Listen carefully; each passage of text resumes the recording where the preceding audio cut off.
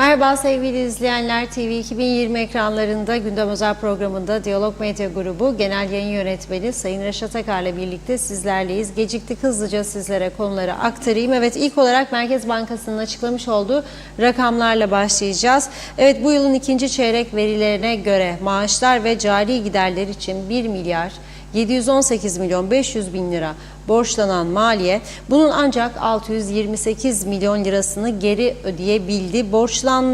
Borçlar ne şekilde ve ne kadar sürede ödeneceği konusunda herhangi bir açıklama yapılmadı. Konuyu hesap uzmanı Göksel Saydam'la konuşacağız. Sonrasında evet, reçete yolsuzluğuyla ilgili konuşacağız. Bugünkü duruşmada Gazi Manisa Mahkemesi'nde yapıldı.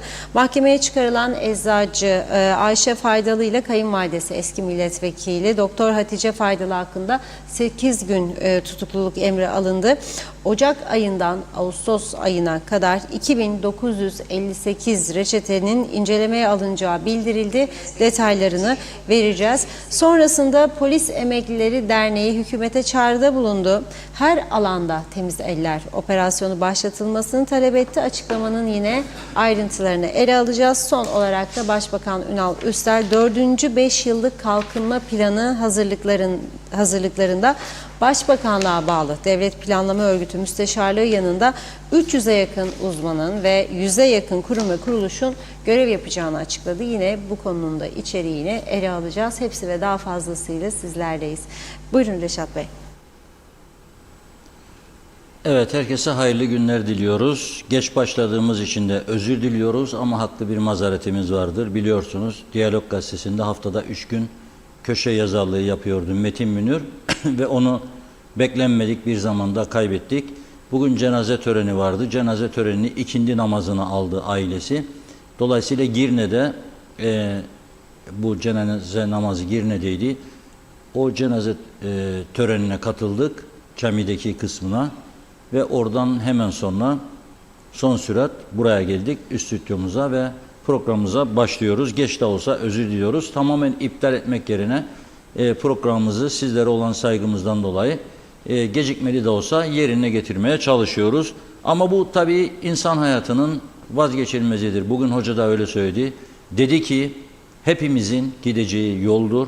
Onun için herkes bunu bilerek yaşasın. Çok güzel bir söz söyledi aslında. Çok anlamlı bir söz. Herkes bunu bilerek. Ama oluyor mu? Bana göre olmuyor. Bana göre olmuyor. Yani o anda herkes kafaları sallıyor. Ha doğru falan, Allah mallah falan diyorlar. Sonra normal acımasız hayat şartlarında herkes gene herkese kötülük yapar. Herkes herkese gene düşmanlık yapar. Herkes gene herkesin ayağını kaydırmaya çalışır. Herkes kendi çıkarı için bir şeyler yapar. Geçmişi unutur. Ya der ne yaptıydı bana der, şudur der, budur der falan. Neyse bu gibi durumlarda ben hocanın söylediğinden daha ziyade nereye bakarım bir insan olarak. Bunu beni çok yakın tanıyanlar da bilir. Ben Allah'a havale ederim. Bildiğim bazı insanlar var yani yakın çevremde. Kötülüklerini gördüğümüz veyahut da kötülük yapmaya çalışanları gördüğümüz insanlar var. Onları da en güzeli Allah'ından baş başa bırakmak. Günü gelir herkes her türlü şeyi hesabı verir. Hele o saat geldiğinde keşkeler meşkeler fayda etmez. Metin Münir değerli bir gazeteciydi. Uzun yıllar Financial Times Türkiye temsilciliğini yaptı. İngiltere'nin dünyanın saygın gazetelerinden biriydi. Türkiye'de Güneş Gazetesi'nin genel yayın yönetmenliği yaptı. Sonra yazarlık yaptı. Sonra tabii keskin bir kalemi vardı. Türkiye'de birçok site, birçok yayın kuruluşu ona kapılarını kapamıştı.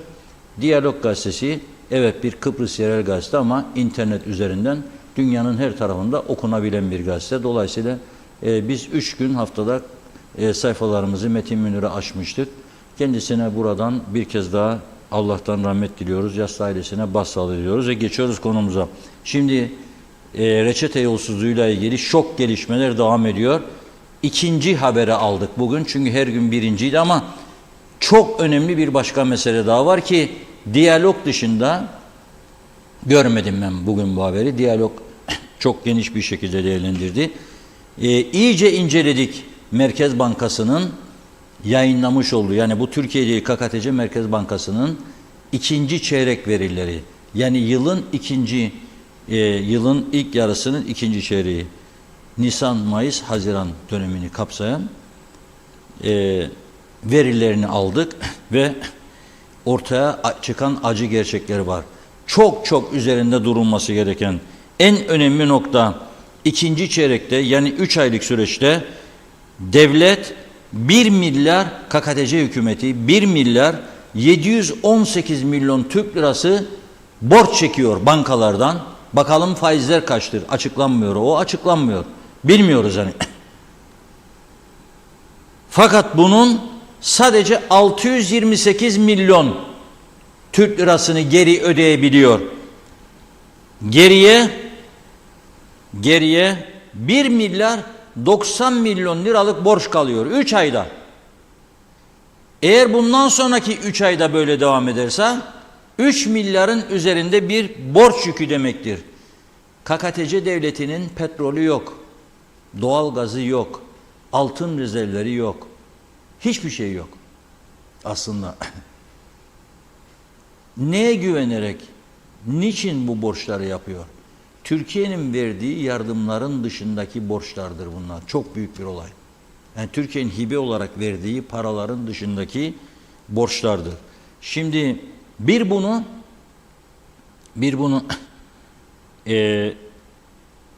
konuşmak istiyoruz. Ödeme, bu gibi durumlardan nasıl ödeme yapılabilir? İkincisi, bugün Eylül ayının 26'sı, 2022 yılı vergi listeleri hala açıklanmadı. Bu normal midir? Doğal mıdır? Eskiden KKTC devletleri, hükümetleri bu kadar geç mi açıklardı bu vergi listelerini? Gecikme nerelerden kaynaklanır olursa onunla ilgili de Göksel Saydam'la konuşacağız. Ama enteresan bir şey var. Dün bahsetmiştik. Maliye Bakanlığı bir çağrı yaptı. Vergi borçlarının 2 Ekim'e kadar ödenmesi için süreyi 2 Ekim'e kadar uzattıklarına dair. Hangi döneme ait vergi borçlarıdır bu bilmiyorum. Eğer 2022 ise belki de onun için hala bu işi geciktiriyorlar. Ama bu olabilecek bir şey değildir. Bir yıl önceki vergi listelerini açıklayamıyor KKTC devleti. Bunlar gözden kaçabilecek bir durum değildir. Değildir. Ve bazı insanlar vardır, bize de taş atan, laf sokanlar vardır biliyorum, böyle azınlıkta da olsa. Bunlar 10 binde birdir ama sinek de küçüktür, mide bulandırır. Ben onları merak ediyorum. Bazı isimleri not etmiş durumdayım. Merakla bakacağım bu sene. Yani bu geldiğinde listeler 2022'de ne kadar vermişler. Ve burada da konuşacağız bunları. Çünkü bu KKTC'nin bırakın forever yaşaması dedikleri, sağlam bir anlaşma yapabilmesi için, karşı tarafın yanında ezik bükük olmaması için kendi ayakları üzerinde durabilecek bir noktaya gelmesi lazım. Ve biz bunu aslında burada yaşayan Türkler olarak başarabilecek insanlarız. Akıllı insanlarımız var. Dünyada saygın yerlere gelmiş insanlarımız var. Ve bize dışarıdan gelip birilerinin ders vermesi, akıl öğretmesi gerekmez. Biz bunu başarabilecek durumdayız. Yalnız öyle bir sistem yarattılar, öyle bir çark yarattılar ki o çarkın içine akıllı, becerili insanları sokmuyorlar bir türlü. Onlar dışta tutuluyor. Etkisizleştiriliyor. Bence KKTC'nin en önemli sorunlarından biri budur. En önemli sorunlarından biri budur. Enflasyon rakamları da eğer doğrusa yaptıkları, tabii rakamlar bize doğru veriliyorsa pek hoş değil. Yani Nisan ayında 67.34, Mayıs ayında 62.61, Haziran'da tekrar yükseliyor 65.43 enflasyon rakamları. Dolayısıyla buna bakmak lazım. 2003 mali yılının ikinci çeyreğinde bütçe 7 milyar 815 milyon lira maliye gelir sağlıyor. 7 milyar 948 milyon da harcama yapıyor. Yani toplam zarar, yani açık, bütçesinin açığı sadece 3 ayda 132 milyon 500 bin Türk lirası. Şimdi tabii bunları dediğim gibi eski bir bürokrat olarak vergi dairesi müdürü Sayın Göksel Saydam'la değerlendirmek istiyoruz. Arkadaşlarımız arıyordur veya aramıştır diye düşünüyorum. Başından beri konuşuyorum bu konuyu. Hattımızda beklemesi lazım Göksel Bey'in. Hazır mıyız? Arıyor arkadaşlar.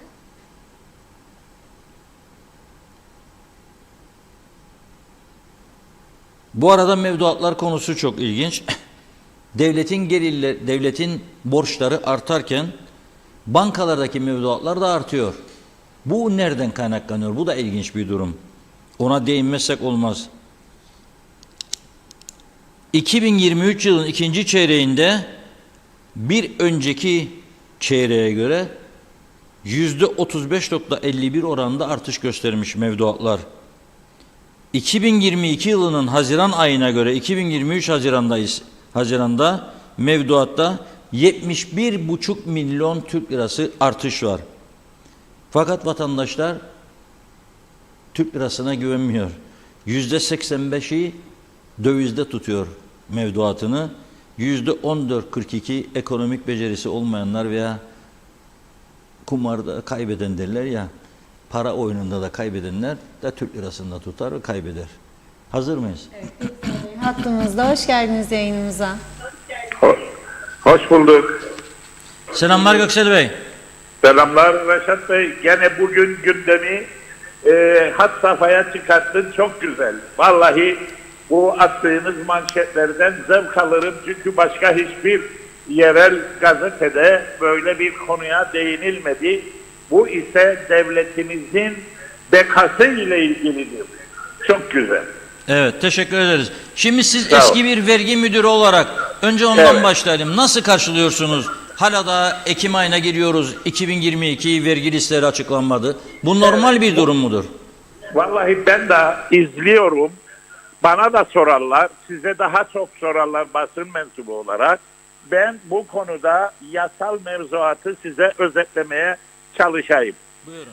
2777 sayılı vergi usul yasasının 6. maddesinin 1. fıkrasının C bendine göre şöyle diyor.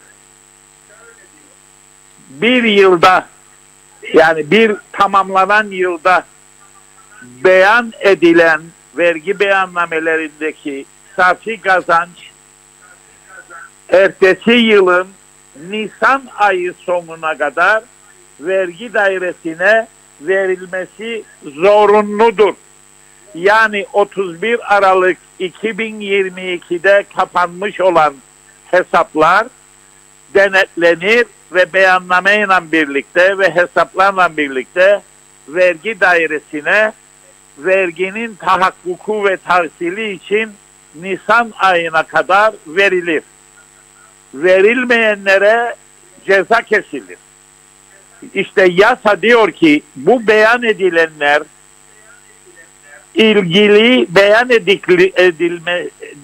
beyan edildikleri yılın içinde resmi gazetede kamunun bilgisine sunulur. Şimdi eğer 31 Aralık 2022'yi baz alacak olursak beyannameler de 2023 yılının Nisan ayının sonuna kadar verilmesi gerekir. Bu gerek kurumlar yani şirketler bakımından gerekse şahıslar bakımından gereklidir. Şimdi bugünkü elektronik ortamda zaten vergi dairesi beyannameyi aldığı zaman beyan edilen geliri, safi kazancı veya matrahı, çünkü şirketlerde matrak dediğimiz bir başka olay var, alır ve kendi ödemesi gereken vergiyi hesaplar elektronik ortamda ve ilgili vergi yükümlüsüne yahut şirkete bunu anında veya birkaç gün içinde çok sıkışıksa tebliğ eder. Ve kişi 2 taksitte bunu öder. Biri Mayıs sonu, diğeri de Ekim sonu. Dolayısıyla bunun ilan edilmemesi, kamunun bilgisine getirilmemesinin ben bir mazaretini düşünemem. Eskiden bizim zamanımızda bilgisayar olmadığında biz manuel yapardık ama gene en geç Mayıs veya Haziran ayı sonuna kadar daktiloda yazmak suretiyle binlerle ismi ve ödediği vergileri resmi gazetede yayınlardık. Şimdi o kadar teknoloji gelişti ki vergi dairesi bunu online bile resmi gazete matbaasına basım için gönderebilir. Ve bunun başka bir mazareti yoktur. Evet, bir Ve yasa... izleyicimiz yazıyor şimdi resmi gazetede yayınlanmak üzere gönderildi diyor ama ben görmedim. Belki programdan sonra inşallah maşallah görürüz diyelim listeleri. Görürsek. Kim? Biri yazdı mı gönderildi de resmi gazeteye? İzleyicimiz yazıyor habire, gönderildi diyor. Size de yazıyor, mesaj veriyor. Anladım. Ben görmedim, bakacağız. İnşallah gönderildiyse yayınlar bunu. Resmi gazete internet ortamında yayınlanır. Biz de oradan Tamam alıyoruz. da benim merak ettiğim, bu dinleyiciye söylemek istediğim şudur. Eğer gönderilmiş ise ertesi gün bunu yayınlayacak kadar teknolojik olanağa sahiptir devlet matbaası. Yani tekrar dizgi yoktur. Bugünkü teknolojide copy paste'le derhal bunu yayınlar. Bu bekleme neredendir? Bir yerden talimat mı var? Yani Bu zaten yasanın gereğidir. bugüne kadar gecikmesi zaten anlaşılır gibi değildi. Yani siz de anlattınız ilgili yasayı. Evet, ben maddesini de söyledim, her şeyi de. Yalnız burada değinmek istediğim, herkesin bilgisine getirmek istediğim bir şey vardı. Herhangi bir kişi resmi gazetede yayınlanan bu bilgileri tamamen veya kısmen gazetelerde yayınlayabilir veya bir kitapta toplayabilir. Yani o yetki de açıktır. Yani sizlerin bunu iktibas ederek yayınlaması da gayet açıktır. Hani acaba biz resmi gazeteyi yayınlarsak bir telif hakkı gibi bir şey çıkar mı? Ki yoktur. Ve devam eder. Ancak bu bilgiler ele alınarak yükümlülerin haysiyet, şeref ve haklarına tecavüz edilemez. Zaten Yani edilmez. haddi kamuoyunun. Tabii bizde zaten bizim gazetecilik anlayışımızda bu yok. Ama mesela Evet. şunu zaman zaman yaparım ben. Mesela bakın uyuşturucuyla yakalanır adam. 200 gram bugün çok büyük miktardır yahut da 150 gram. Bir yıl hapislik alır, tamam mı? Öteki tarafta bakarım ben ustasının parasını tahsil etmiş de 42 bin lira ya 36 bin liraya götürmediği 2 yıl hapislik alır.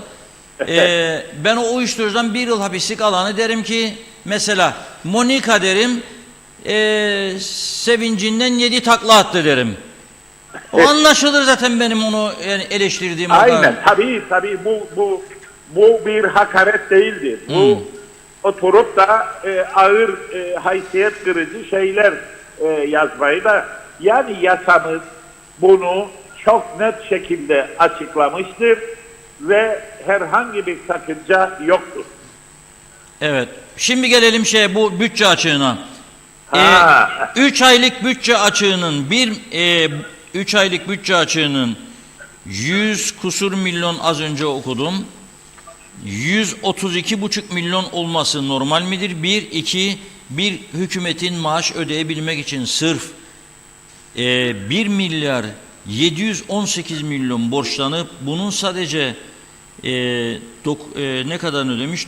628 milyonunu ödemesi ve 1 milyar 90 milyonu ödeyememesi normal midir? Bu ödenebilecek bir rakam mıdır sizce? Hayır, şimdi şunu söyleyeyim. Hepimiz zaman zaman dara düşebiliriz beklenmedik nedenlerden dolayı. Ama borçlanırken ödeyebileceğimiz kapasitemiz kadar borçlanmamız lazımdır ki bakiye bırakıp da faiz binmek suretiyle bize çifte mal olmasın bu kredi.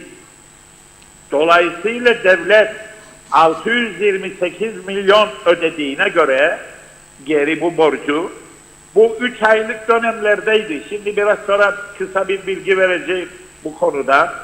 628 ödediğine göre ya başka yerde kullandı şeyini, bu kredide aldığı kredileri başka yere harcadı. Hı hı. Yani tasarruf ve tutumluluktan uzaklaştı veya açıklanması gereken bir mevzudur bu devletin şeffaflık ilkesinde. Şimdi bir şeyi açıklayayım Reşat Bey. Evet. Devletin borçlanması birkaç sene önce sınırlandırılmıştı. Evet. İki türlü borçlanma vardı. Hı hı. Bir tanesi direkt borçlanırsın bankalardan ki bu bir limiti var ve o limit dolduğu zaman borç alamazsın. İkincisi kısa vadeli ve Merkez Bankası, KKTC Merkez Bankası'nın çıkaracağı tahviller vasıtasıyla borçlanma olur. Evet. Bu nasıl olur? 3 aylık dönemlerle tahvil yayınlar Merkez Bankası, sivil bankalarda bunu bir faiz geliri elde etmek karşılığı bu parayı Merkez Bankası'na verirler. Merkez Bankası da bunu borç olarak verir. Bizim maliyeye verir. Bu şimdi yapılan DİP dediğimiz devlet iç borçlanma senedi çıkarır. Şimdi ben merak ederim. Haziran bitti, Temmuz geldik Eylül'ün sonuna. Yani 3. çeyrek bitmek üzere. Doğru. Pekala bunu ödemediyse bu yeni dönemde 3 aylık gene devlet iş borçlanma senedi çıkarılabilecek mi? Ben biraz şüpheliyim bu konuda. Şüphelisiniz. Evet. Bir de faizler arttı. Şimdi kaçtan borçlanıyor bunları? O çok evet. Büyük.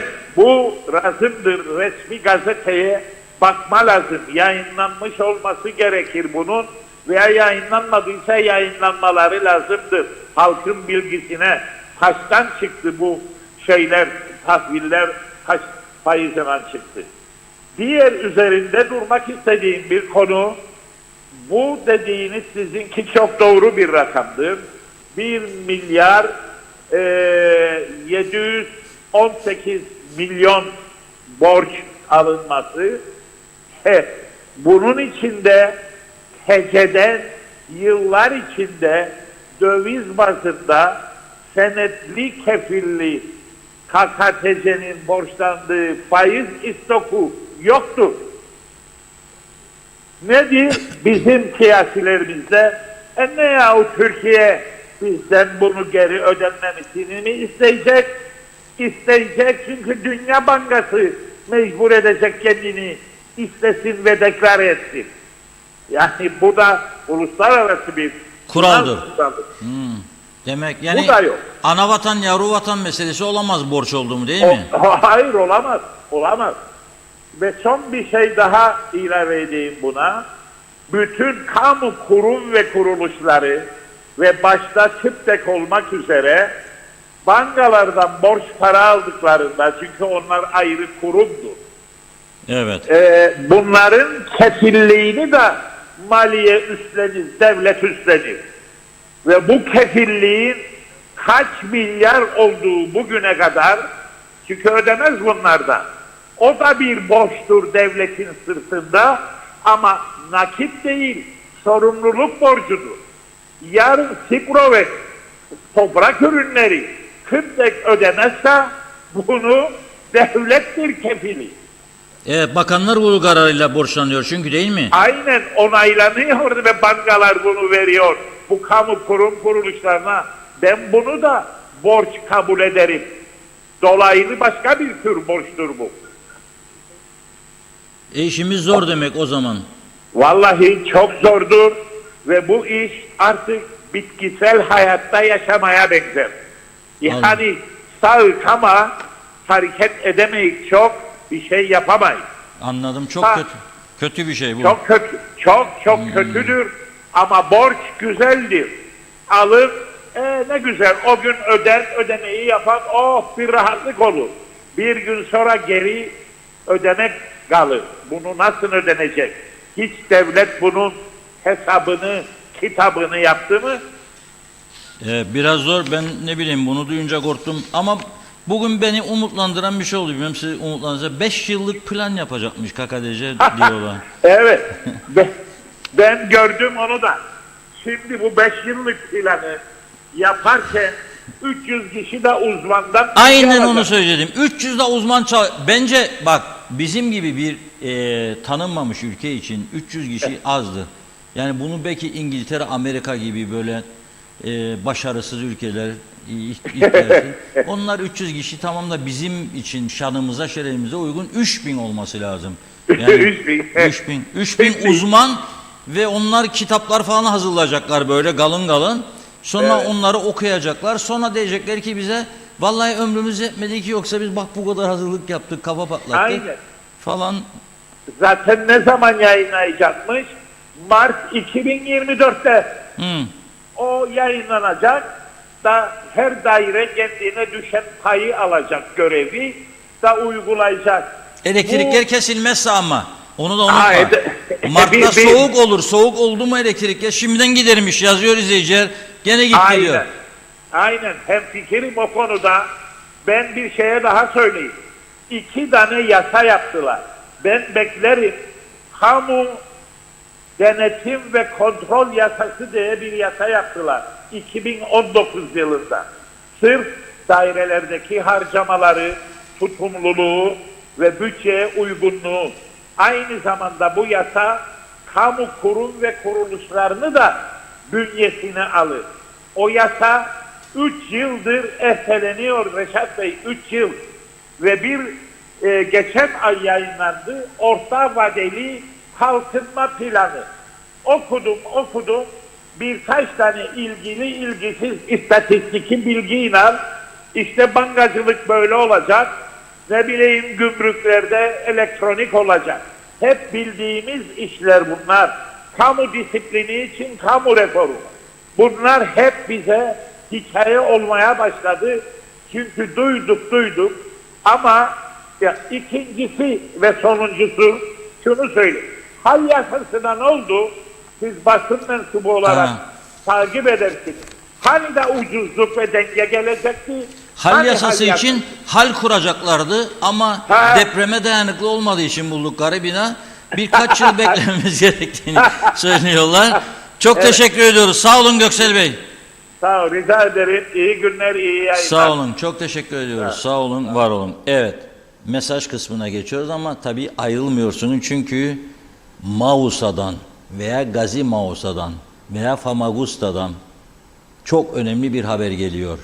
Reçete yolsuzluğuyla ilgili. Tabii güzel yurttakılar tekrar gitmişler, yetkilileri görmüşler, demişler ki sivil toplum örgütleri, Şinasi hocam falan öncülüğünde demişler ya ömrümüz bitiyor, hala daha yarım kaldı bu hastane, merak etmeyin demişler. Hastaneniz elbet bir gün bitecektir. Hani o şarkı var ya, elbet bir gün buluşacağız ama hiçbir zaman buluşmazlar. Şarkıyı dinler, avunur onunla, çeker kafaya birkaç tane. Evet ya elbet bir gün buluşacağız, bu böyle yarım kalmayacak der. Ama hiçbir zaman o buluşma gerçekleşmez. İşte Güzelyurt Hastanesi böyle. Şimdi bir izleyicimiz yazıyor, diş doktoru kalmamış Güzelyurt'ta. Diş kalmıyorsa bizim bir arkadaşlar, adını söylemeyeyim kızar bana biraz sonra. Geçen hafta gene diş ağrısından ölüyorum diye. Dedim bana bak. Bütün Çekmece'deki panadolları bitirdin bana. Panadol. Git doktora dedim. Hangi doktora gideyim dedi. Dedim tren yolu var. Tren öpsün seni Zeki. Git dedim, orada dişçi var. Bakın dedim. Bu halimden bana bakmazlar dedim. Ne yapacaksın dedim. Antibiyotik alacağım dedi. Kendi kendine. Evet. Aldı antibiyotiği, şimdi düzeldi. Gene bir ay gitmez. Bir ay sonra gene benim Çekmece'den bir kutu panadol biter. Sonra tekrar antibiyotiğe geçer. Bu ona benzer bu iş. Yani kesin çözüm yok. Kesin çözüm için doğru adım atmak lazım. Elektrikle de şimdi herkes yazar. Hele bugün baktım Mete Feridun arkadaşımız. Tabii o İngiltere'de Bank of England'da, Merkez Bankası'nda görev yapmış bir arkadaşımızdır. Köşededir bunlar. Şimdi KKTC'yi zannederler, Kıbrıs'ta yaşayan Kıbrıslı Türkler kafalar tamamen sıfırdır. Yok yok yok. Çok iyi adamlar var. Ama dediğim gibi sistem onları uzak tutar. İçine sokmaz. İçine sokmaz. O yazıyor bugün. Oyum gitti, buyum gitti, dayanamıyorum ya, sinirlendim artık, bozuldum diyor falan filan diyor. Okudum paylaşımını. Yarın da Diyalog Gazetesi'ne çıkacak, alsın bir gazete diye söylüyorum şimdiden. Öyle diyor. Şimdi de yazanların çoğu gene gitti elektrik diyor. Yahu daha Mart gelmedi, acele etmeyin. Mart soğuğu der soğuğu. Esas o dönemde Ocak, Şubat, Mart neler olacak Allah bilir. İnşallah olmaz tabii. Buyurun. Deyip hızlıca mesajlara başlayalım. Çok çok teşekkür ediyoruz. Mustafa Özcan'ın mesajını görüyorum. İlk yayınlar. Mevlüt Kandilimiz mübarek olsun. Dolayısıyla diyor bütün devlet daireleri yarın kapalı. Bu akşam KKTC genelinde tüm camilerimiz sabaha kadar namaz kılıp dua edecek. Memur kardeşlerimize rezerve edilmiştir. Duyurulur. Allah kabul etsin. Dilber Tuğba iyi yayınlar diledi. Mehmet Uluçaylı da. Mehmet Ali Özdemir de şüpheye düştüm diyor. Geç kaldınız. Teşekkürler, saygılar. Mustafa Özcan, tezgahlardaki fiyatlardan bir haber olan Tarım Bakanımız Sayın Hüseyin Çavuş'a en derin saygı ve sevgilerimi arz ediyorum demiş. Zannediyorum evet, Mersin'den hal fiyatlarını paylaştı Mustafa Bey. İsmet Ezel mübarek günde defnedildi. Şenol Tatlıcıoğlu, mekanı cennet olsun Metin Bey'in. Hasan Nihat Erduran, KKTC Karayolları Master Planı 1990'da başlar. 10 yıllık periyotlar uygulanır. Şimdi 2020-30 revize planı uygulanır. Tüm kurumlar bu master planları uygulamalı. Kamu menfaatine, kamu projelerine ara emriyle takoz olanları caydırmalı. Duruşmalar bir ayda hükümle bitirilmeli. Lütfen konuyu irdeleyin demiş. Mehmet Uluçaylı, Musalla Taşı'nda cenaze törenine katılanlar işte gerçek çıplak geldik, çıplak gideceğiz diyerek günahlarından arınmaya çalışırlar. Fakat camiden çıkar çıkmaz tekrar açgözlü moduna giriliyor. İnsanoğlunun gözü doymuyor ta ki taşın üstünde yatana kadar. Evet, Çağatay Donner, Reşat abi demiş, sizi her gün Facebook'tan takip ediyorum. Ne halse program içinde internette bir bozulmalar oluyor. Evet, İsmet Ezel vergi listeleri cız demiş. Evet, Mehmet Ali Salih 2022 vergi listeleri imzalanıp bakanlıktan çıktı diyor. Mehmet İnancı, değerli dostlarım hayırlı yayınlar olsun. Mehmet Uluçaylı, Başbakan değerlendirme yaparken tüm gerçekleri tek tek açıkladı. Fakat iş fiiliyata geldiğinde söylenenlerle yapılanlar birbirini tutmuyor. O nedenle biz nasıl ilerleyeceğiz? Ali Cevat, merak ediyorum o arkadaşları, ceplerinde akrep var demiş. Çağatay Donner, kaliteli dürüst insanlarımızı aralarına almıyorlar foyaları ortaya çıkmasın diye. Hüseyin Arslan İngiltere'den selamlar, iyi yayınlar. Zeliha Adaman da iyi yayınlar diliyor. Ali Fehmi de demiş ki bir de Ali Bey, bir de Lefkoşa Belediyesi'nin bir yıl oluyor haksız kazandığı, aldığı 331 lira her ay toplarlar diyor. Başka belediyelerde en fazla 150 lira alırlar. Lütfen diyor TV'de söyleyin. Bizi halk olarak dinlemiyor demiş. Belki sizi dinlerler. Kemal Osman Ceyhan'la hiç mi olumlu, umutlu ve sevindirici haber yok? Bu memleket battı demek. Yağmalama devam. Hasan Nihat Erduran, emekli olana kadar her çalışan kamuda, özelde gelir vergisi vermeye mecburdur. Kamu memurunu, altyapısını, asayişini, mahkemelerini kullanarak gelir elde eden herkes vergi verecek, kaçınılmazdır diyor. Her oda birlik, baro vesaire üyelerin gelir vergilerini sıralı, tasnifli, yıllık yayınlamalı. İşe arasınlar, şeffaf olsunlar. Mehmet Uluçaylı, Göksel Bey deneyimli ve başarılı bir muhasip ve hesap uzmanı. O nedenle devlet böyle kişilerden fikir alışverişi yapması yararımızadır demiş. Nazime Nalbant, iyi akşamlar, herkese selamlar, sevgiler, hayırlı kandiller, dualarımızın kabul olmasına duacıyım demiş. Ülkede çok sıkıntı çekenler var. Allah yardımcımız olsun. Ülkeyi günden güne kötüye götürenleri de şiddetle kınıyorum. Halkınıza daha iyi ne varsa onu yapmanızı rica ederiz. Ceplerinizi değil de halkınızı kalkındırmaya bakınız. Nacizane görüşüm budur. İyi ki varsınız. Tarafsız olan haberlerinize sonsuz teşekkürler demiş. Fevzi Mehmetçioğlu iyi yayınlar diliyor. Mehmet Ali Salih aynen teşekkürler Sayın Akar demiş. Metin Maraşali de kolay gelsin dedi. Emir Ali Tatlıdil.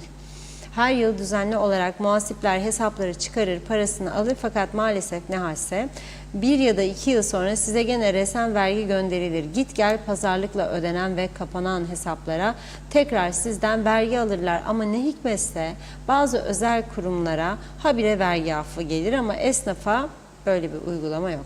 Taşkın Tüccaroğlu boşa para alanlardan hesap sorun. Adam var 150 bin lira ayda alır. Hakikaten bu kadar para ihtiyaçlı mıdır?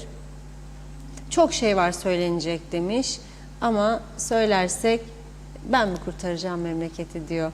Nahir Kortik kolay gelsin, yine elektrikler kesildi. Günde 3 ya da 4 defa cihazlar, buzdolaplar ne olacak demiş. Mete Arsu her gün elektrik kesintisi diyor o da. Yeni memurlara maaş çıkartacaklar galiba, bıktık bu hükümetten demiş. 4.5G'den de bir şey anlamadık diyor. Her şey aynı, fark gören var mı demiş. Hasan Nihat Erduran isim İşgolu vergisi online gelir ve vergi dairesi yayınlanmalı. Her kademeden kamu görevlilerinde ayrıca yayınlanmalı. Usul yasası açıktır, yasağı yoktur, şeffaflık gereğidir. Şirketler ve şahıslar olarak tasnifli birleşik olarak. Celal Harun da kesintiler devam ediyor demiş. Evet, birkaç mesaj daha okuyup ara verelim. Yeni mesajlar gelince... Evet, Hasan Nihat Erduran bankalardaki mevduat artışları neden acaba? Battıkça geri gittik de mi artar tasarruflar diyor. İzah nedir bunun diye yazmış. Celal Harun, değerli dostlarım, komşularım nasıl yaşarsan yaşa ama mutlaka temiz yaşa. İnsanların iyi bilirdik dediği doğru insanlardan ol. 3 günlük dünya uğruna kimsenin kalbini kırma. Dilin temiz, elin temiz, yüreğin temiz olsun. Elektrik kesintisi olmayan günler diliyorum demiş Celal Bey. Evet, Nazime Nalbant çok kişilerin diyor bu kesintiler yüzünden ev aletleri bozuluyor. Çok vatandaş mağdur oluyor. Daha kışa girmeden yazda halkımızı yaktılar. Kışta donduracaklar mı? Onun için demiş bir çare bulsunlar. Yazıktır. İsmet Ezel biz ucuz uzman dışında kaldık, içine giremedik dedi. Emir Ali Tatlıdil nüfusumuzu bilmeden nasıl kalkınma planı yaparız çok merak ederim demiş. Ramazan Reçber'i de okuyalım. Evet, size TV 2020 çalışanlarına, tüm Kıbrıs halkına Adana'dan sevgi ve saygılarımı gönderiyorum. İyi yayınlar dedi Ramazan Bey. Daha var mı, devam edeceğiz sonrasında, buyurun. Selamlar Funda Hanım, Reşat Bey. Sağlıklı, hayırlı çalışmalar. Sağlıklı, hayırlı, güzel bir hafta diliyorum. Allah'ım sizleri korusun. Allah'ım sizleri nazarlardan korusun. Tüm TV 2020 ailesinin nazarlardan korusun.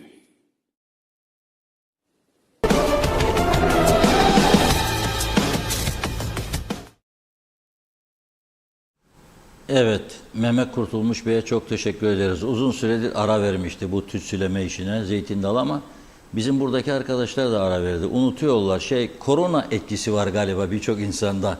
Koronanın etkisindendir. Bu sabah söylüyor, akşam unutuyor. Aman diyor, gene unuttum. Ne oldu? Vallahi ne bileyim, bir şeyler oldum diyor. B12 al diyorum, B12, bindik. Dilin altına koy, 5 dakika sürmez, 1 dakikada erir. Unutmazsın o zaman. Koronanın çok etkileri olduğunu görüyoruz galiba. Bilmem, bir şeyler çıkacak. İngilizler şu anda korona ile ilgili yeni araştırmalar yapıyorlar. Gerçekten karakter değişikliğine kadar etkileri üzerinde duruluyor. Ben söylemiyorum bunu, İngiliz yayın kuruluşları söylüyor. Gazeteler yazıyor. Çok ciddi araştırmalar var. İnşallah daha kötü bir sonuç olmaz bu koronadan dolayı. Çünkü ben bakıyorum, bizim ülkemize bakıyorum, burada korkunç bir durum var. Çok değişim var. Çok insanlarda. İnanılmaz bir şey. İnşallah daha kötüsü olmaz diye dua edelim. Evet, şimdi günlerdir reçete yolsuzluğuyla yatıp kalkıyoruz. Şimdi arada bazı, tabii ki dürüst insandır, kendine güveni vardır. Diyor ki yani kurunun yanında biz de yanıyoruz ya. Eczacıları suçluyorsa. Öyle bir şey yok. Öyle bir şey yok. Ha bazı yorumlar sosyal medyada bunu engellemek mümkün değil yapıyorlar maalesef. Yani şimdi birisi bir yalan bilgi atsın ortaya. Onun altına emin olmadan, teyit etmeden onlarca yorum yazarlar. Onlarca. Vay demek böyle falan filan. Yok teyit edilmemiş. Ama teyit edilmiş bilgi varsa tabii ki onu konuşacağız, yazacağız. Mecburuz bunu yapmaya. Çünkü bu ülkenin temizliğe ihtiyacı var. Her yönden. Yolsuzluk, yasa dışılık, hırsızlık, çalma, vurma, eşitsizlik, adaletsizlik, insan değerini ciddiye almama, insanlara partisinin rengine, rozetine göre iş yapma, sağlık servislerini ciddiye almama. Mausa'dan bir video geldi bugün, hastaneden gördüm. Yok ya olmaz dedim böyle bir şey. Nüfus artıyor, patlıyor. Artıyor ama ona göre hastanelerde bir gelişme yok. Doktor sayısında artış yok.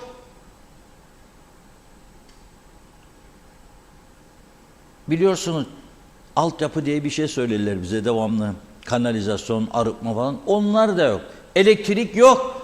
Artırma yok. Yeni jeneratör yok. Daha fazla üretim yok. Tam tersi azalma var. Onun için konuşmamız lazım bunları. Konuşmamız lazım. Bakın sigortalı, ben de sigortalıyım. Devlet memurluğu yapmadım hiç.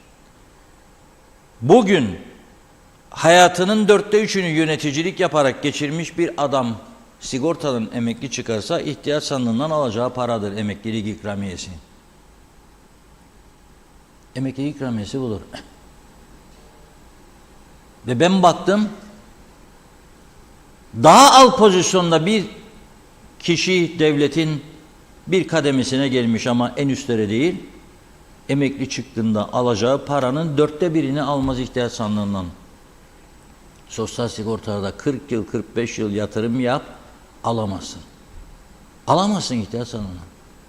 Ve sen bu kadar zor durumda olan bir kurumu yolsuzluk yaparak eğer batırma yoluna gidiyorsan ve haksız kazanç elde etmeye çalışıyorsan elbette bunun bir bedeli vardır. Vardır. Şimdi dün Lefkoşa'da biliyorsunuz 6 kişi mahkemeye çıkarılmıştı. Bugün Gazi Mausa'da bir eski milletvekili olan doktor Hatice Faydalı ve gelini eczacı olan gelini Ayşe Faydalı mahkemeye çıkarıldı. Ben polisin mahkemeye aktardığı bilgileri sizlere aktaracağım. Hüseyin Çiçek arkadaşımız oradaydı. Başından sonuna mahkemeyi takip etti, dinledi, yazdı. Onunla telefonda da konuştum. Bazı yazdıklarını teyit eden bilgileri de aldıktan sonra ancak sizlere aktarıyorum. Şimdi diyor ki polis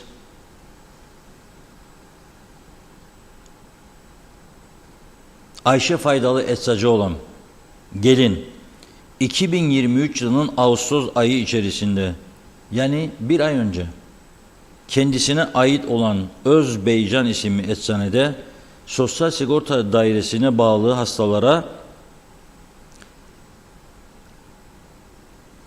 kayınvalidesi Hatice Faydalı ile birlikte reçete düzenleyerek hastaların bilgisi dışında birçok ilaç yazıp Sosyal Sigorta Dairesi'nde sahteledikten sonra daireye verip para temin etti diyor. Ağustos ayında düzenlenen 174 reçete var diyor sadece Ağustos'da. 46 tanesini inceleyebildik diyor polis. Tümü diyor usulsüzdür diyor.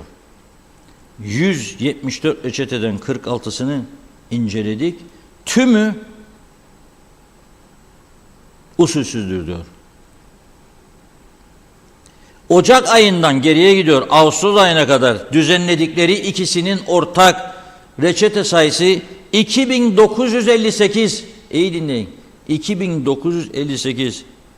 Bunların 1440 tanesi Ayşe Faydalı 1518 tanesi de Hatice Faydalı tarafından o eczanenin adına düzenlendi diyor. Ayrıca Doktor Hatice Faydalı'nın diğer eczanelerin adına da düzenlediği reçeteler var ve diyor toplamda 4098 reçete var diyor, incelenmesi gereken bu iki zanlıyla ilgili. 4098 reçete. Ve diyor polis, tahkikat kapsamında diyor Gazi Mausa bölgesinde birçok doktor ve eczacının zanlı olarak belirlendiğini söylüyor ve yeni tutuklamaların yapılması kuvvetle muhtemeldir diyor. Polis söylüyor mahkemede. Çok yönlü sürdürüyoruz bu işi diyor ve bu olay diyor toplumda infial yarattı. Dolayısıyla diyor bize bir süre verin diyor mahkemeye, 8 gün daha diyor tutuklu kalsınlar ki zaman bulup inceleyelim diyor. 8 gün daha. Mahkeme tabii bu talep üzerine 8 gün daha tutukluluk emri veriyor. Şimdi burada üzücü olan şudur. Ben Doktor Hatice Faydalı Hanım'ı tanımıyorum ama milletvekilliği yaptığını biliyorum, duymuştum. Milletvekili, bu toplum sizi vekil olarak meclise göndermiş. Bu toplum, bu devlet sizi okumanıza yardımcı olmuş, doktor olmuşsunuz. Çok şerefli bir meslek var. Gelininiz de eczacı olmuş, onun da şerefli bir mesleği var. Nedir bunlar? Yani inşallah polis bunları verdi, inşallah bu belgeler sahte çıkar da beraat ederler. Ama diyor ki incelediğimiz 46 tanesi diyor, 46'sı da usulsüzdür diyor. Polis bunu yalan söyleyemez mahkemeye, çünkü mahkemeyi yanıldır, polisin başı belaya girer. Yani bu iş çığırından çıkmıştır. Fakat ben şunu düşünüyorum. Ocak ile daha 2022'ye gitmediler ha. 2021'e de gitmediler.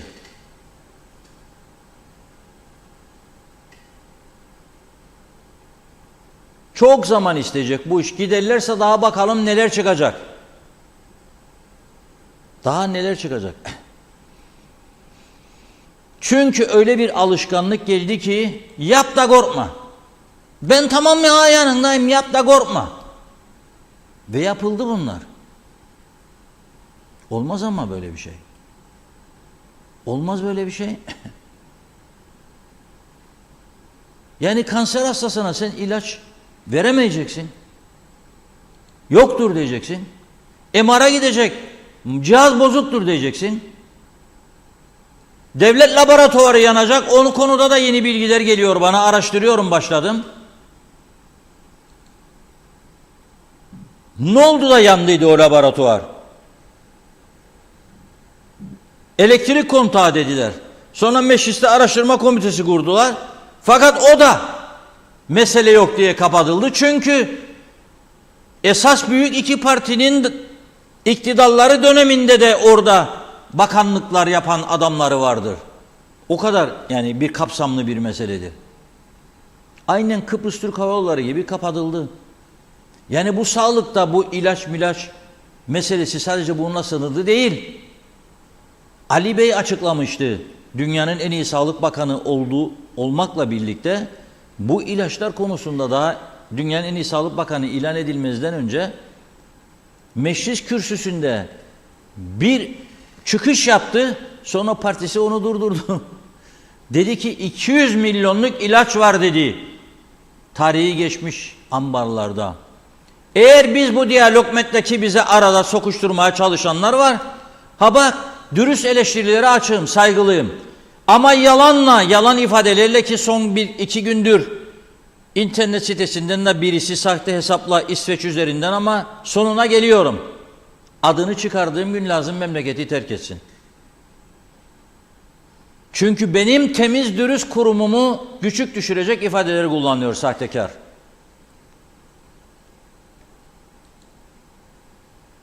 Çekememezlik var. Bizi tahrik etmeye çalışıyor. Bizi yormaya çalışıyor ama başaramayacak. Çünkü ben 45 yılımı verdim bu mesleğe. Çocukluk yaşından beri başladım, getiriyorum.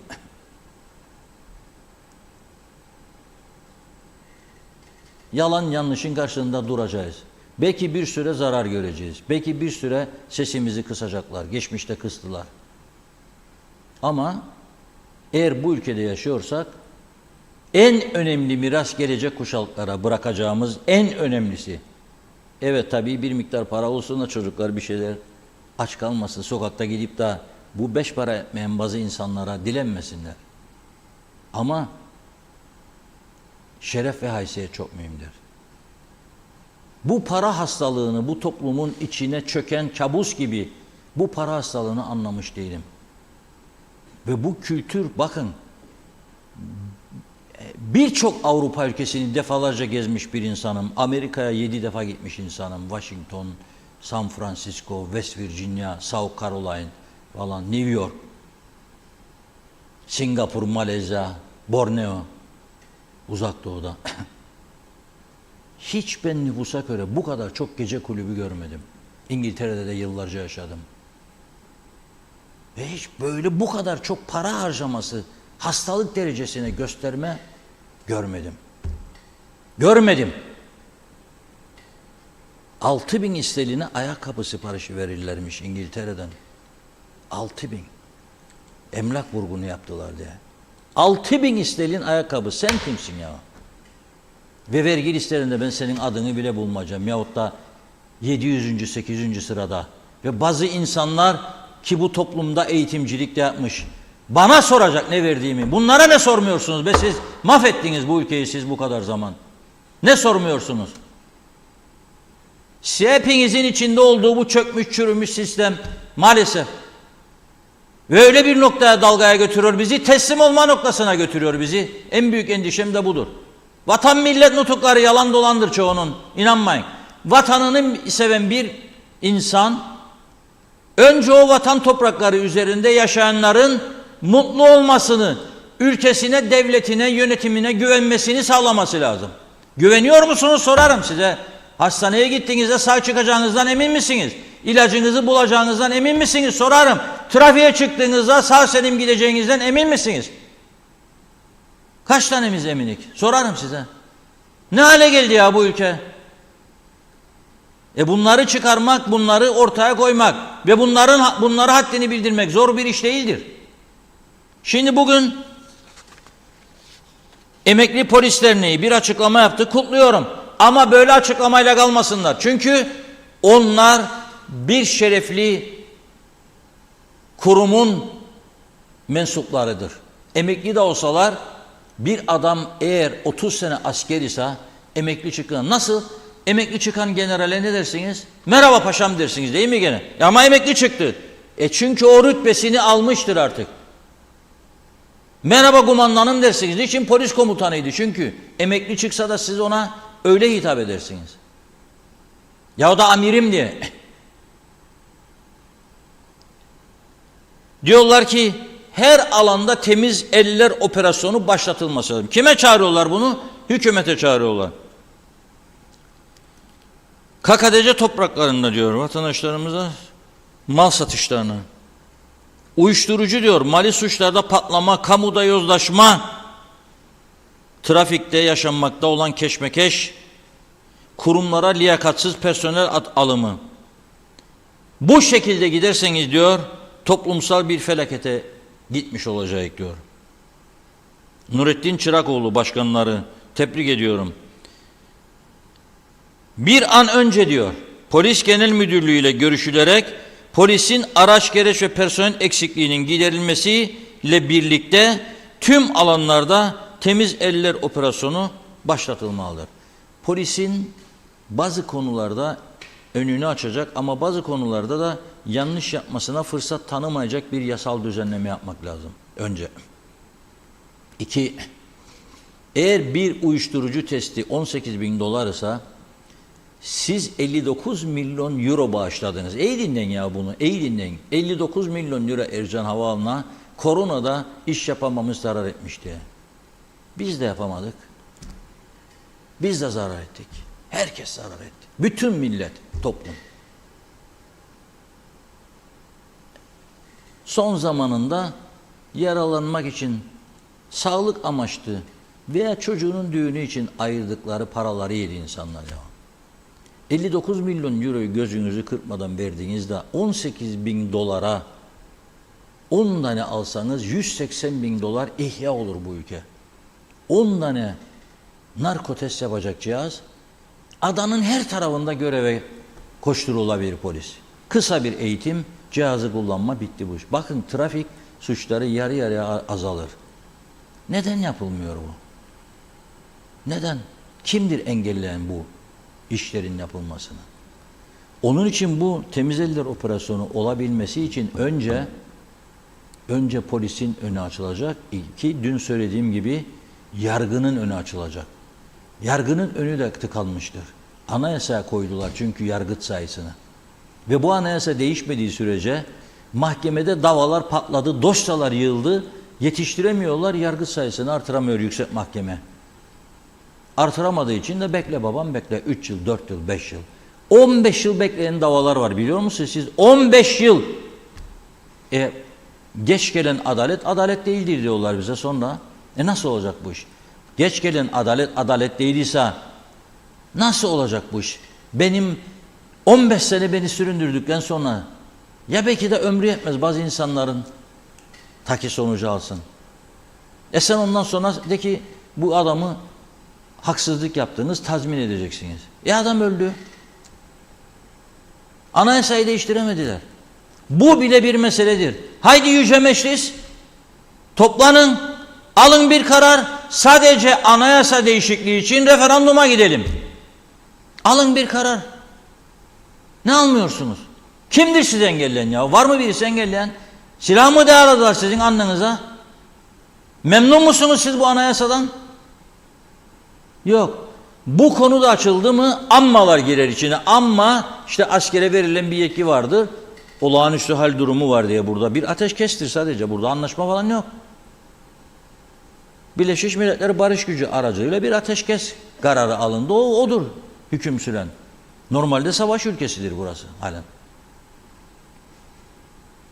Yok. Yapmıyorlar bunu. Yapmazsanız o zaman kusura bakmayın, hiçbir şey olmaz. Polis emeklileri sadece bu çağrıyla kalmayacaksınız. Meclisin önüne gideceksiniz. Bütün emekli polisleri de teşvik edeceksiniz. Herkes gidecek arkadaş. Ey yüce meclis, göster yüceliğini. Göster. Eskimiş çürümüş yasaları değiştirmek senin boynunun borcudur. Bütün soruşturma dosyalarını yeniden açmak da senin boynunun borcudur. Yanacaksa senin parti liderin de yanacak. Oy vermeyecekse sana da vermeyecek. Zaten vermeyecekler, ben söyleyeyim. Son bir milletvekili seçiminde sandığa kaç kişinin gittiğini gördünüz. Zannediyorsunuz siz yani yarın seçim olduğunda millet koşa koşa sandığa gidecek. Öyle zannediyorsunuz. Bu şartlar altında mümkün değil. Mümkün değil yani. Ben böyle bir olasılık görmüyorum. Ben böyle bir olasılık görmüyorum. Ben de gitmeyeceğim. Niye gideceğim ki yani? Söyleyin bana, niye gideceğim? Ne değişecek yani? Mevcut sistem devam ederse ne değişecek? Ben bir ışık görebiliyor muyum? Eskimiş, işe yaramaz yasaları değiştirme cesareti, niyeti görebiliyor muyum? Yok. Biz sağlığı konuşuyoruz. Reçete yolsuzluğunu konuşuyoruz. Hem de nasıl bir ülkede bilir misiniz? Sağlıkta tam günün uygulanmadığı bir ülkede. Çünkü tam gün uygulanmadığı sürece herkese ikinci, üçüncü, dördüncü maaş fırsatı yaratıyorsun. Devlet orada bir pazarlık yeri olsun, hasta gelsin, gel ondan sonra kliniğe deme imkanım olsun. Orası bir pazarlık yeri. Sabah 9'da gireyim içeriye, 10'da, 11.30-12 eyvallah kliniğe veya hastane. Sağlıkta tam güne geçmiyor ve çökmüş durumda ve şimdi yolsuzlukları konuşuyoruz. Eğitimde tam güne geçmiyor, aileler sudan çıkmış tavuk gibi yolunuyor. 3 saat eğitiminden adam olacağını düşünen varsa oğlunun veya kızının şaşarım haline. Yani yarışabileceğini, yarın bir çözüm olursa güneydekilerle veya yarışabileceğini düşünüyorsa Avrupa'da üniversite bitirmişlerle bizde üniversite bitirenler yanılıyordur. İki kelime İngilizceyi bir araya getiremiyor çocuklarımız üniversite mezunu olduğunda. Nedendir bu? Nedendir bu? Çünkü sistem çarpıktır. Sistemsizlik var aslında. Çünkü sistem çıkara göre kurulmuştur. Çünkü sistem belirli birkaç kişiyi korumaya yöneliktir. Sistem halkın genelini değil. Ama 40 sene evvel, 35 sene evvel bunu düşünenler o günün şartlarına göre düşünmüşlerdi. Toplumu nasıl ben yönlendirebilirim? Ama şimdi toplumun sayısı arttı çok, nüfus gelişti. O eski toplum yok. O yüzden ayrıca da o dönemde 10 kişiyi bulaştırdılarsa bazı çıkar işlerine zaman içinde 10, 20, 20 oldu. Ha o yapar ben de, ha o ben de 30, 40, 50, 100 bin, 2000. Nerede duracak bu kardeşim senin?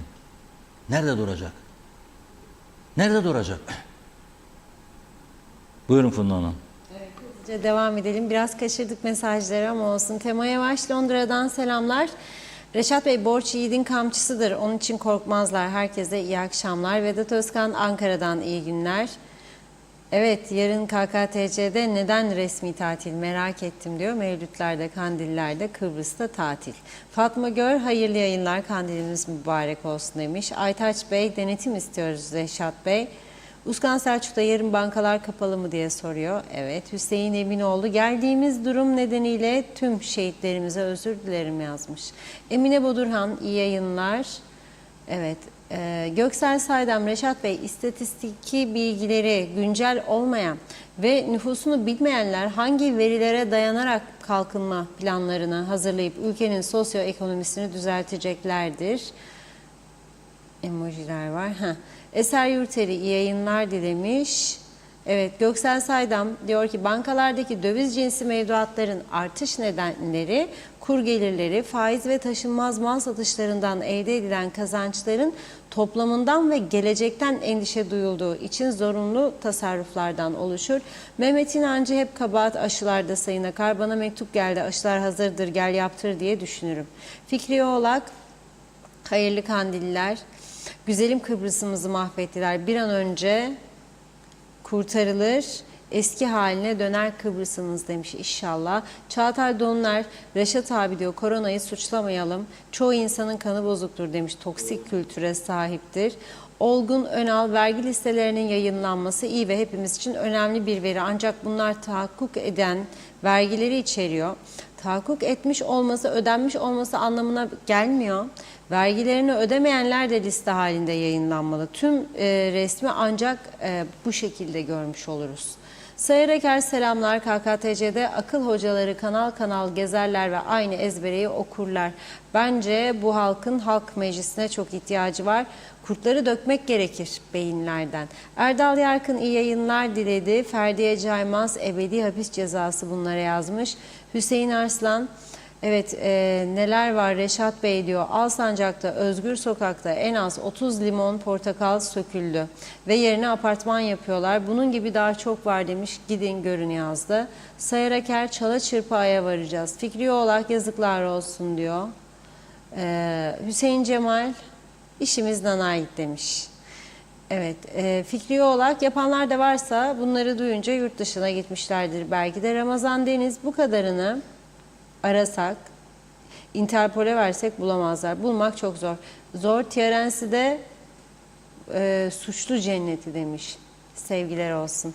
O gün Zeybekoğlu kan bağışında bulunmayı ihmal etmeyin. Bir şişe kan bir can demek olduğunu unutmayınız.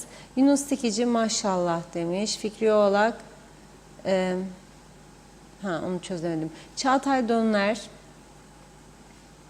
diyor ki hemen kaldığım yeri yakalayayım.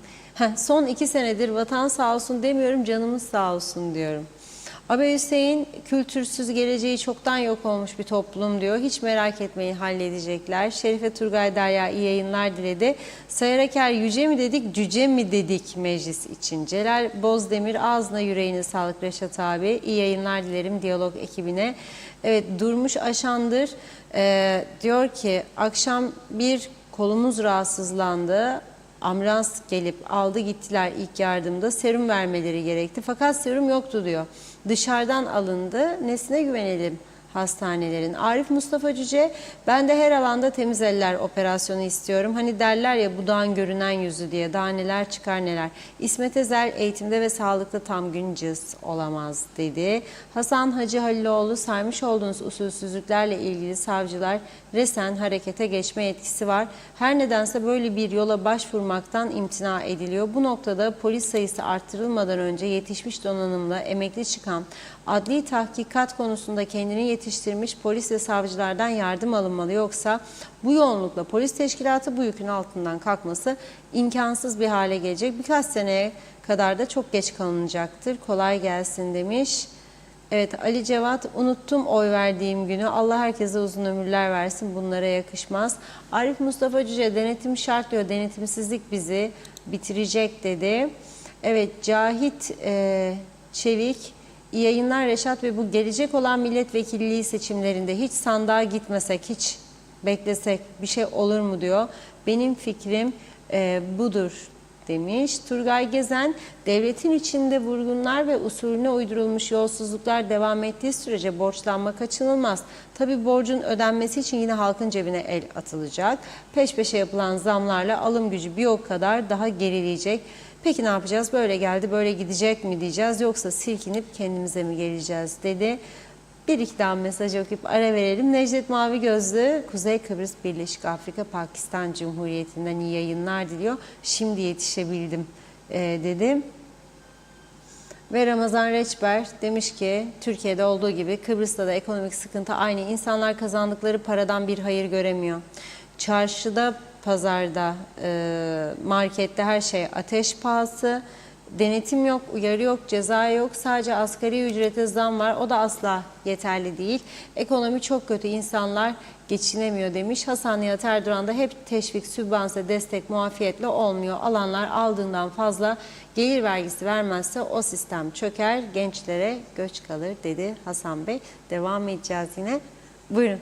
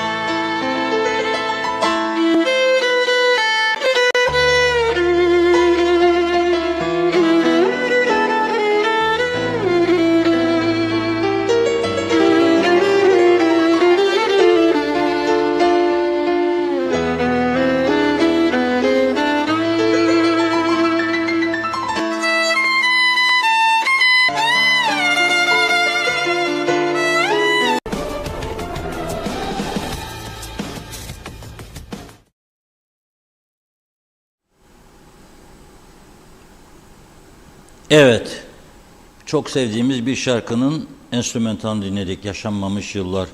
Şimdi arkadaşlarımıza bir başka şarkı göndermiş, şimdi onu araştırıp bulacaklar. Şimdi gelelim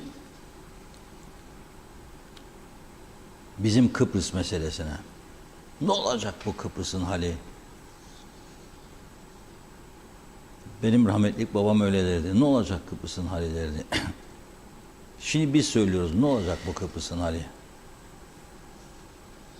60 yılı geçti, 63'ten bu yana koyarsak 60 yıl. İki toplum arasında çatışmalar, ayrılıklar falan filan.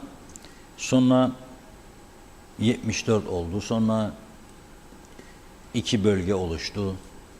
Onlar orada, biz burada falan. Şimdi yalnız ciddi bir durum var. Güneydeki tüm partiler,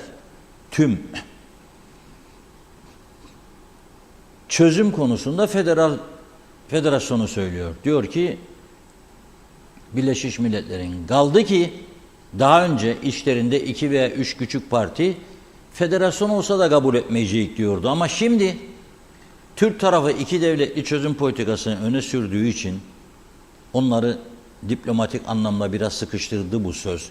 Özellikle Türkiye'den gelen mesajlara bakıyorlar. Bizden gelenlere değil. Gördünüz mü? Öteki kesim ise çoğunlukta olan. Diyor bak, gördünüz mü, federasyonu reddetti diyorsunuz ama bak iki devletli. Hadi bakalım şimdi. Taksim kalıcılaşacak diyorlar. O yüzden tümü Birleşmiş Milletler'in çizdiği çerçeve iki bölgeli, iki toplumlu siyasi eşitliğe dayalı federal çözüm diyorlar. Bizim tarafta Cumhurbaşkanı ve iktidardaki 3 parti ne diyor? İki devletli çözüm. İki devletli çözüm. Ama ana muhalefet partimiz federal çözüm diyor. Dün güneydeki DİSİ partisi, ki en büyük partisidir Güney'in, başkanları da bir bayandır. Annita Hanım. Annita Dimitriou çok faal. Göreve geldikten sonra korkunç bir çalışma ve inatçı, hırslı gidiyor. Aynı zamanda meclis başkanı. Bir kadının meclis başkanı olması dışta gerçekten çok önemli bir avantajdır. Kadın meclis başkanı, kadın başbakan çok avantajdır. Almanya yıllarca öyle götürdü. İngiltere Margaret Thatcher öyle götürdü. Cumhuriyetçi Türk Partisi ile bir buluşma gerçekleştirmişler güneydeki merkezde. Orada iki devlete dayalı çözüm olmaz demiş Annita Hanım.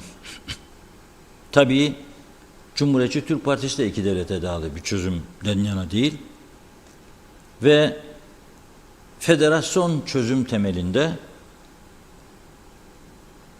müzakerelerin başlanmasına güçlü bir destek veriyorlar. Fotoğrafları vardı aslında, ben gönderdim mi bilmiyorum arkadaşlara.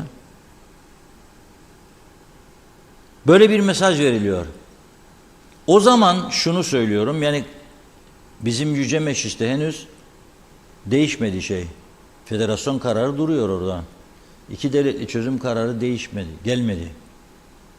Ben öyle tahmin ediyorum ki Türkiye bunu diplomatik anlamda pazarlık gücünü artırmak için, Rumları federasyona çekebilmek için başında destek vermişti buna. Şimdi değişti mi yine, hakikaten gerçekten iki devletli bir çözüme mi götürecek bizi? Önümüzdeki süreçte göreceğiz. Ama Cumhuriyetçi Türk Partisi bu iki devletli çözüme destek vermiyor. Ana muhalefet. Peki nasıl anlayacağız halkın ne istediğini? Bir ciddi kabul edilebilir bir kamuoyu araştırması da yapılmış diye son yıllarda. Onun için bilemem. Ama bir açıklama da Avrupa Parlamentosu'ndan geldi bu konuda. Avrupa Parlamentosu Başkanı Roberta Metsola diyor ki Kıbrıs'a diyor bizim parlamentomuzun da almış olduğu karar çerçevesinde iki toplumlu, iki kesimli bir çözüm olmalı ve bir an önce de diyor adanın yeniden birleşmesi gerçekleşmelidir. Bu Avrupa Parlamentosu'nun kararıdır diyor.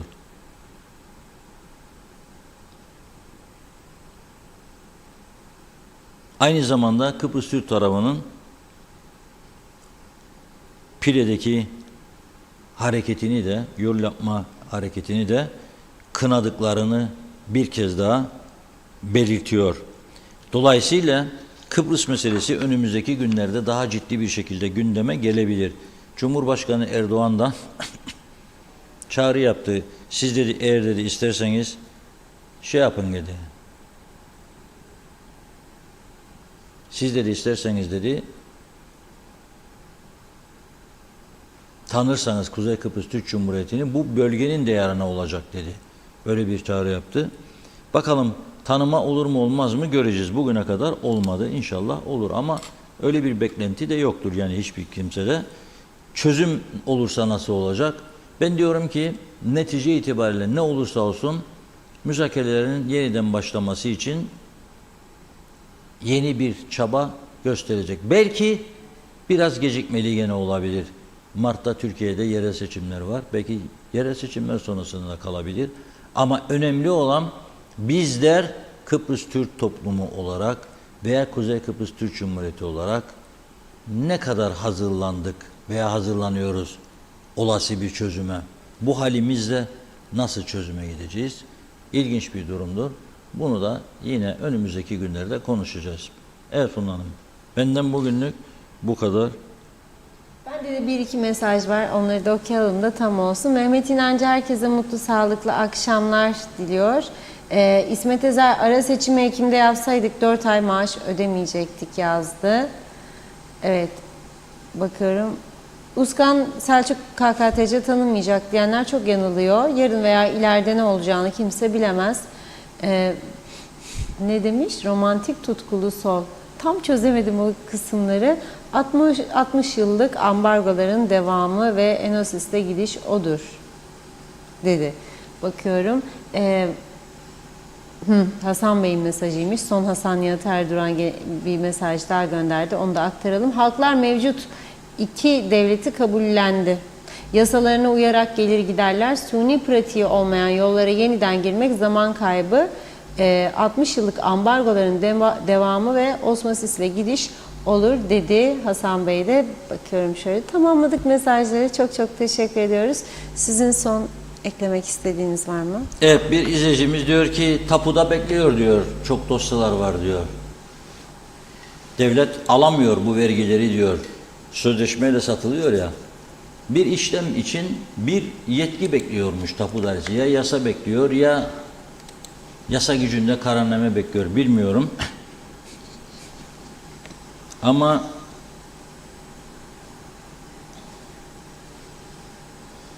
gerçekten bu konu son derece önemlidir.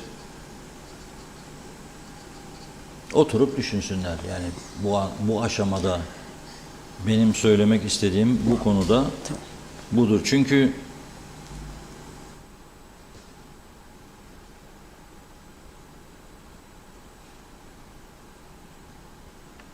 bir milyar sterlin gibi bir devlet alacağından söz ediliyor.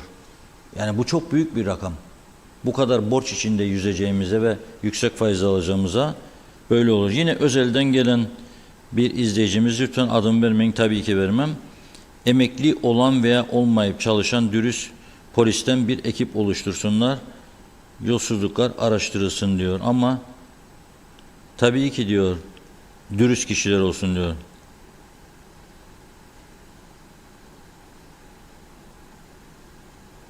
Ve gizli kalması lazım diyor bu oluşturulacak ekip. Elbette ama bu ülkede hiçbir şey gizli kalmaz ya. Eve gider gece karısını anlatır ya çocuğuna. Kadın ertesi gün kahvede der bizimkine de yeni bir görev yüklediler. Hiç göremez olduk der. Ha ne görevi? Hayırdır maşallah inşallah. O da ona gider, o da ona gider. Kıbrıs'ta gizli bir şey kalmaz. Evet, yarın görüşmek üzere diyelim. İnşallah güzel bir gün olur. Hoşça kalın. Çok çok teşekkür ediyoruz biz de ve tamamlıyoruz sevgili izleyenler. Yeniden görüşünceye dek hoşça kalın.